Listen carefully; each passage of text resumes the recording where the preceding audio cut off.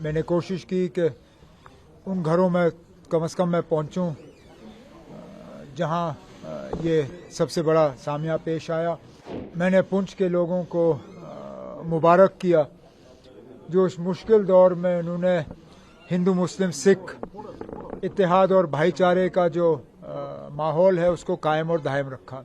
इस शेलिंग के दौरान किसी एक मजहब को निशाना नहीं बनाया, बल्कि जिस तरह पुंछ के लोगों ने हिंदू मुस्लिम सिख इत्तेहाद का जो सबूत दिखाया, इन लोगों की बमबारी भी इसी तरह रही। गुरुद्वारों के नज़दीक, मंदिरों के नज़दीक, हमारे मदरसों और दरगाहों के नज़दीक अंधाधुंध इनकी फायरिंग रही।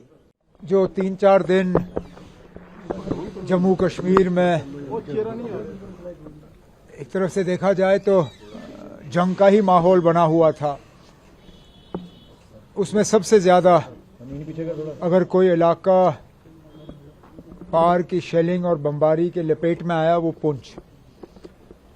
और बहुत अरसे के बाद पहली मर्तबा पुंछ शहर के बीचों बीच शेल गिरे, बमबारी हुई। इसमें हमारी 13 कीमती जानें जो हैं वो हमने गंवाई। आज यहाँ पे आने का मेरा मकसद, पहले तो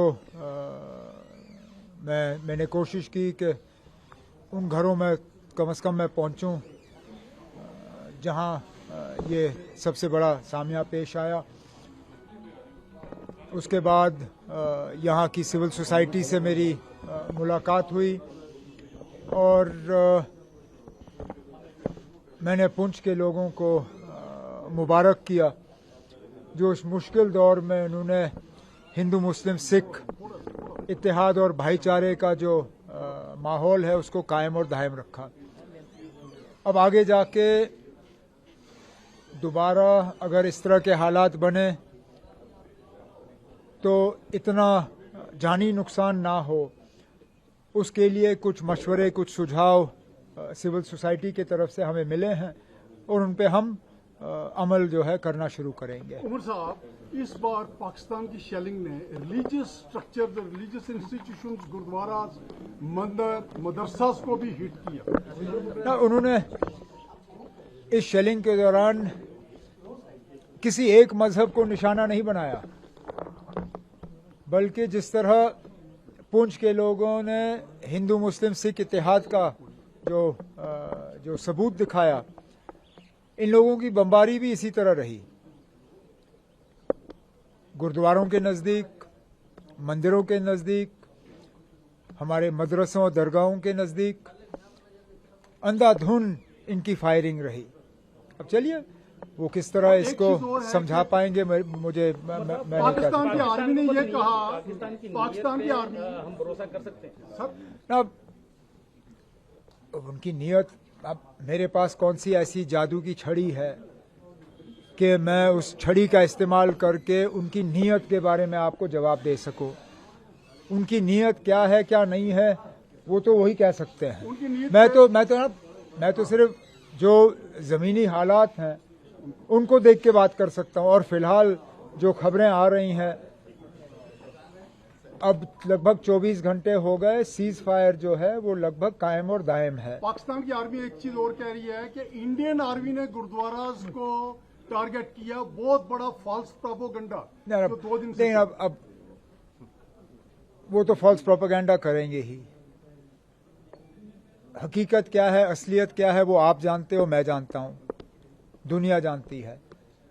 अब इस हकीकत को वो तस्लीम करें ना करें, मैं इसमें क्या कहूंगा। सरकार कंपनसेट किस तरीके से कर रही है जो जहां डैमेज हुआ है? अभी तक तो हम लोगों को बचाने में लगे रहे।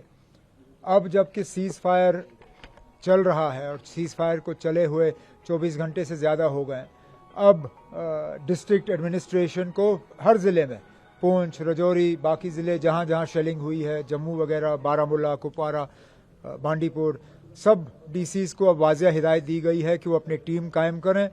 उन टीम्स में जो है इंजीनियरिंग एक्सपर्ट्स भी रखें और जहाँ जहाँ शेलिंग का असर किसी स्ट्रक्चर पे हुआ है उस स्ट्रक्चर की असेसमेंट करें जो डैमेज हुआ है डैमेज असेस करें, डैमेज असेसमेंट के बाद एक बाज़ाब्ता एक परफॉर्मा के तहत इन्हें हम मुआवजा दे देंगे। जो लोग माइग्रेंट हो गए यहाँ से चले गए उनके लिए क्या कहेंगे? उनको तो अब कोशिश करनी चाहिए वापस आने की। जाहिर सी बात है लगभग 80-90% पुंछ शहर जो अभी खाली है वो तब गए जब यहाँ शेलिंग हो रही थी।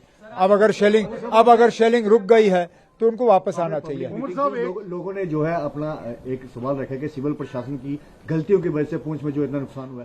कौन सी गलती ना? सिविल प्रशासन यहाँ पे दिखी नहीं सर। क्या बात कर रहे हो ना आप? नहीं ना, ये आपके मैं माफी चाहता हूँ ना।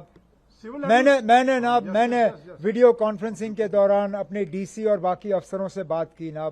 उनके पीछे गोलाबारी की आवाज मैंने सुनी। नहीं ना, देखना मैं सुरनकोट और पुंछ का फर्क जानता हूँ ना। सिविल एडमिनिस्ट्रेशन ने काम किया, आपको सीएमओ, एसपी, डीसी ये लोग चलते रहे, लेकिन आप थोड़ा मैंने अभी सिविल सोसाइटी की मीटिंग की। एक ने भी ये नहीं कहा कि डीसी या कोई आला अफसर जो है वो पुंछ छोड़ के किसी और शहर में रहा था। अब ये गलत खबरें जो है आप लोगों की तरफ से फैलाई जाती हैं तो ये बड़ा अफसोस की बात है।